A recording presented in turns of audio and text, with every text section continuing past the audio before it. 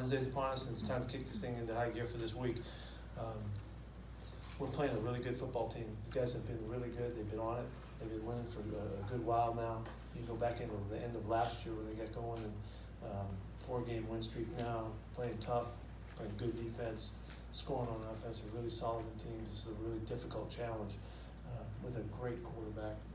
You can't say enough about how good this guy is. He's having a great year. He's almost completing 70% of his passes. And they're doing it in a nice balanced offense too, because they're running the ball well. The running backs are averaging over 5 yards a carry, and it just makes it really hard. It's very similar to what we saw last week, and a really experienced quarterback and a good running game. These guys are on it. Probably the biggest extended issue is that they got really good receiving group too, and they're big and they can make the plays, and they've got great averages if you look at somebody. Really, there's nowhere to turn. We've got to play great to have a chance to win. Over the years, you've spoken very highly of Philip Rivers. What about his game is so effective? He's so smart. You just can't fool the guy. He just sees everything.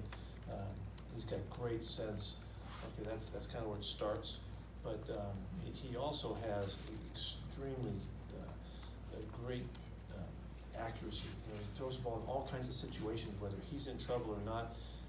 He's not a guy who's going to run around a lot, but he moves really deftly in the pocket, and then he finds ways to make great throws. I mean, we saw him in preseason. He made a couple great throws in about a 6-play sequence, but he's doing it, and so he's doing a great job to get the ball out. You can't sack him, because he's so smart, so fast with the football. Just as hard as it gets. When you're facing a guy who's been around for so long like he has, how far do you go back as you're preparing for that guy? Well, we don't. In this case, there's reasons to go back for certain things we're looking for, but because it's a new staff, new play caller, the last couple of years, we stayed pretty much in these last 2 years. That's really what's important to us. The decision to release Brandon Marshall, what went into that? Yeah, he was a great pro for us. He did such good stuff. Help guys, on both sides of the football with all his experience and all that. He's in terrific shape for the stage of his career, and he can still play. It happened that we looked at the roster, we looked at the way we're running the football. We need a little bit more help across the board with teams and some stuff, and that would help us in general. There's just not enough throws to get it to him, but he can play. And in the event that something came down where we'd have a chance, we'd love to have him back. So we just had to do something right now, and that's unfortunate. Pete, is there anything about your team that has even surprised you? Maybe a little bit. Something they're doing maybe better than you thought they'd be better after 7 years? I don't know that we're that far along to say that, but I think the consistency of their energy, from way back, if you listen to what I was saying to you back when we were in OTAs and all that, their focus and effort to be in tune and on it was really obvious, and we've just sustained that throughout, and you guys play with a fired up attitude, whether we're in the meeting room, whether we're on the practice field, whether we're at the stadium, and so I think there's been no dips in that regard. We've just been on kind of an ascent throughout. So I think that's surprising. That's hard to accomplish that. These guys have done it, and it's a tribute to the leadership. The guys that really, Bobby and Doug and Russ and Dwayne, those guys that take responsibility for that. Is the Kendrick suspension about what you expected? We were hoping for a better shot, more games, but no. So, no. We're hoping for more. I think I was more in the hope than the expect. But we'll look forward to getting back when the time comes. If you notice, he can come back 2 weeks before he can play, so we'll get a chance to reacclimate him, and we'll take care of that when the time comes. With Carson and David Moore both being in the 7th round of the same draft, that's pretty rare to find a duel like that late. Wonder what you remember about the draft process with those guys and how confident you were that you'd found something with those guys. Yeah, well, I've talked about Chris quite a bit over a couple of years here. He was a guy I fell in love with his style, and it had anything to do with his stats, his numbers, or his background, or any of that kind of stuff. It just his style of play. It jumped off the film to me, and he'd only carried, I think he only carried about 80 times or something like that, whatever, somewhere around there, and wasn't a highly regarded prospect maybe for a lot of teams. But when it got to the 7th round, John and I were talking about it, we may be able to get him as a free agent and all that, and I didn't want to go that way. I didn't want to lose the chance to get him. So I remember that we went ahead and made that pick. I don't know that a lot of people would have picked him there, but So we nailed it, secured it, and I was fired up as about him as anybody that was on the list, because I thought we might have somebody that's really special. David came from such a small school, and the film, was not great. The competition was much different than the higher levels. It was a fantastic job by the scouts to see the special talent that he had and to point it out, and the coaches went through the process, as John was directing us on who to look at. And our guys really, really liked the physical run after catch, playmaking ability, and then there was a lot to be desired about scheme and technique and style of play and all that kind of stuff. So it was really about the athlete and the competitor that he was, which kind of always attracts us. And he was a tough guy, and he was really physical running with the football. We haven't really seen him yet, run after catch much, but he's going to be effective there too when the time comes and the opportunities arise. So, a little bit of a shot in the dark because he's come where he came from, on both those guys. When we were fortunate, but I think it's the direction of John and his guys to figure out that these guys were worthy and that we should even give them a shot, and they've come through beautifully. How often do you? Sorry, Jim, go ahead. When you know that you've got a guy like David Moore who needs improvement in the technique, is that on him? Did he take that on himself to kind of improve, or is it the coaching staff who kind of comes down? It would be everything, Jen. It would be the coaches have to point out all of the stuff to him. Doesn't know what he doesn't know when he first gets here. So, and then also it's modeling from the guys who are that have been around, and Doug and Tyler helping him out and keeping him working to understand the details. It's really about the massive amount of details that we present to him rather than what he'd seen. And so it's just the focus and the attention to all that. So it's everybody, all the way from the coordinator on down, and everybody's looking at figuring out how to help him and how to put him in positions to be successful. Remember, we always talk about with young guys, we have to put them in positions to be successful early so that we can establish some reason to be confident, and then we expand their role as they go. And that's why David has started even in year 2 a little bit slower than maybe we would like. And you watch him, why weren't we throwing the ball all the time? Because he's been so effective so far. But it's just a process, and he's grown. He feels great about playing, and he's also got Nate's on him day after day about the little things and the alignments and all the footwork stuff, and will continue to be that way for some time. There was one other thing about that, he was a lot like Golden to me, and Golden's kind of in the news because of the trade and all that. But Golden had played baseball, throughout college and played a few years, I think just 3 years, and he would likewise didn't have all of the detail work that was necessary, and it takes some time to get that going, and so you got to find a reason to believe in the player and the athlete to stick them out there when you know that they're likely to not be quite as accurate with their stuff as the other guys. What stood out the most to you about how he's done the last 3 games? What he's been able to actually show for you in these games? He's doing just what we've seen in practice. That he really owns the football. When it's up. He's really good at his body positioning, the strength about playing the football. You notice he's had a number of catches where there's been guys all over him, and he's had to go up and take the ball away. He's really good at that. So that's coming through. And there's such a room for improvement too. There's so many things that he'll get better at in time that it's really encouraging that he can be a big factor. You guys have gone from 55% in the red zone touchdown last year, I think, to almost 74 this year. Obviously a long way to go, but what's the difference you think so far in that category? I think the general, if you step back, is running the football down there. That's the number one thing, running the ball down there. But that goes back to the design from Brian on throughout, and also Wes being able to make sense of the system and taking advantage of the throwing game, because he's thrown a lot of touchdown passes too. Again, on track for a bunch of touchdowns. But it's making good choices too, and that's just his experience speaking to us. So it starts with the running game, and then utilizing the scheme. We're hitting it pretty good, and that's already happened. We got to do it again. Get back out there. Is the offensive line maybe even in some ways exceeded your own kind of expectations after 7 games? I think that the sense we have for who we've become, it's really clear what we're trying to do, and we're a little bit unique in how we're going about it. Our ability to kind of capture that, and we're pretty clear about how we're going about it. And I think that surprised me a little bit. I hoped it would be here, like even earlier. But I think the fact that it's so clear and we're so directed on how we're going to try to play these games, and that's a surprise. It's a very pleasant surprise. Back to more. How much of it is, how much of it is just the want to of the defense versus how much time those guys have spent together and the recognition of being able to do that? I think it has to do with a couple things. The experienced guys setting the tone and the expectations of what it takes, and how we have to go about the details of it. Because like running defense in particular is always about discipline, and so that's repetition. That's clear expectations of what you want and the standards that you set, and then the way the repetitions will allow guys to learn how to do their stuff. And I think the messaging from Kenny on throughout Clinton, Andre, and John, all the guys, it has to be really solidly consistent as well. But the point really gets hammered home when your leaders make that point clear, and they stand for it. That's Bobby and KJ and Jay Reed and those guys.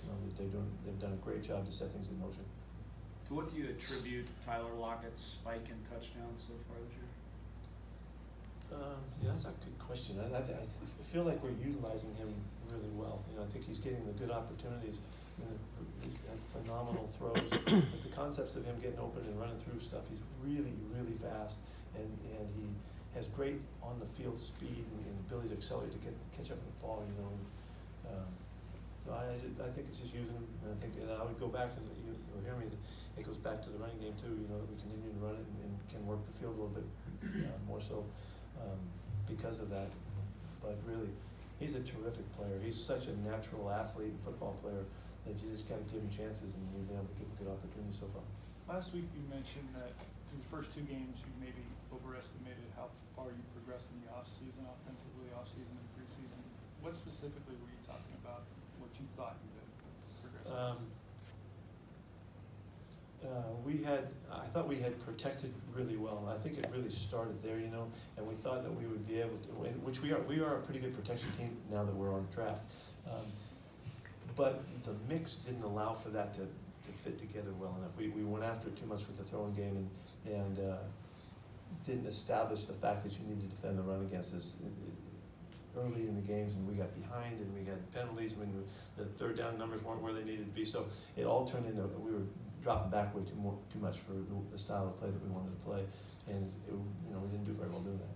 So that's basically what it was, and we weren't a little impatient in that we didn't just stay with the running game and establish it right off the bat, get it going, and make that a big factor for the opponent, and then everything fits from there. The answer might be similar to what ones you just gave, but Russell's efficiency has just been off the charts the last month as well. Is there something you've seen in him, or is this kind of all working? No, I think he's just taking advantage of the whole thing that's working together. If you notice, he's been really clean in the pocket. He's had great pockets, and it's extended beyond just the play passes in the third down. We're protecting well, and so he would always be this efficient if we protect him like this. Is what I feel, about him. And there's nothing that he can't do. You just got to give him a chance. And in years past, he'd been ducking and dodging quite a bit more.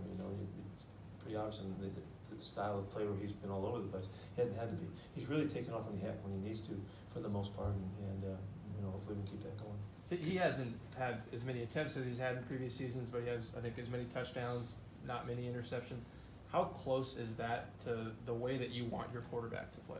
Yeah, that's what we're finding the numbers right now. You look at the percentages of how much we're running it and how it's mixing with the throwing game.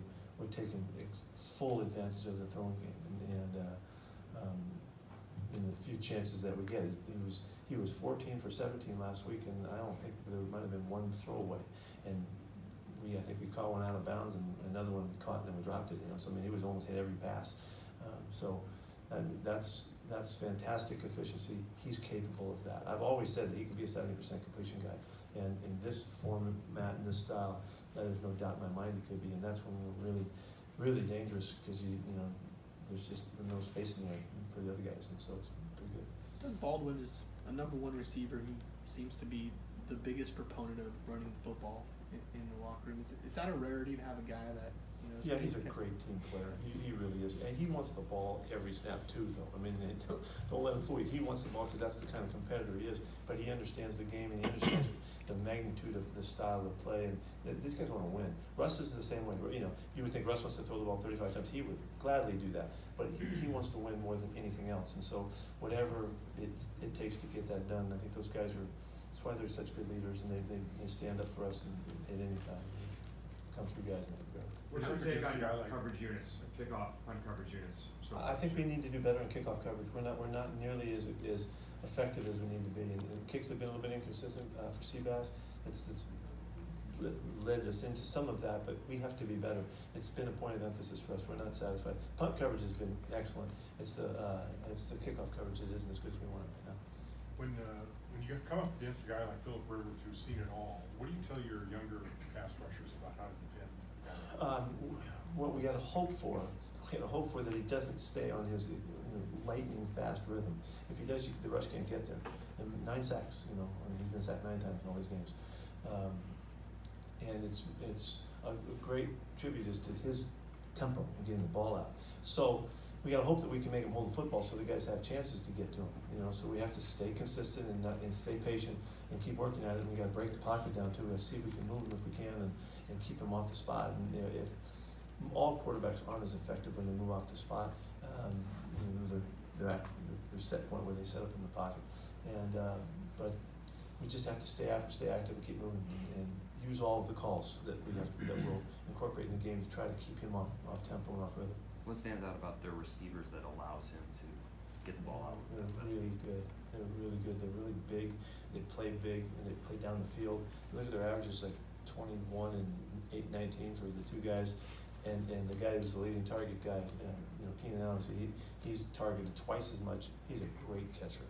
He's got 40 catches already or something like that. So everybody can catch really well. They've all got kind of style to themselves that's unique, and he uses the heck out of it. And then they've got a couple tight ends, but they also have Antonio Gates, and their second leading receiver is Melvin Gordon. So the ball's all over the place, and